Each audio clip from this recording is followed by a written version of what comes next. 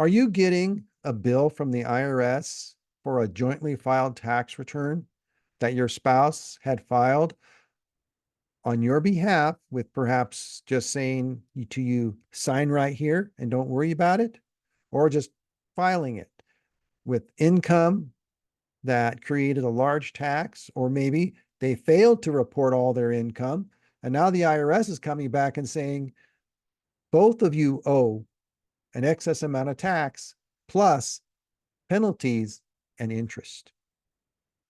If that is the case, you may qualify for relief from the IRS known as innocent spouse relief. Now, why would that be?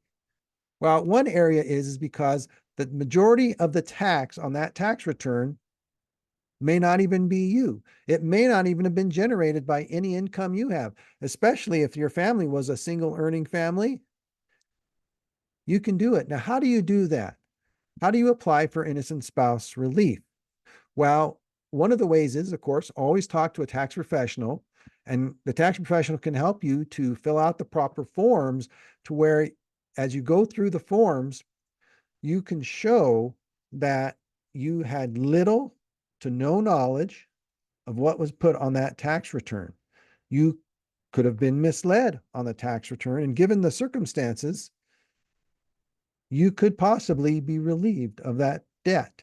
And that could be, of course, because of maybe there was divorce, or in some cases that I personally worked on, it was actually death that had occurred.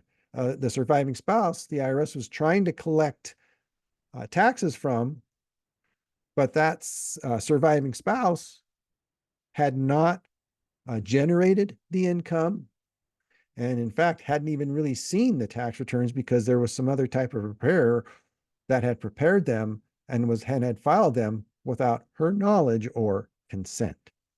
So yes, it is possible to get innocent spouse relief, but I highly recommend, once again, the use of a tax professional to help you to get through the process in a very clean and precise manner. It may take a little bit of time, but it is a critical step to help you to rectify a tax situation of which you may not even be responsible.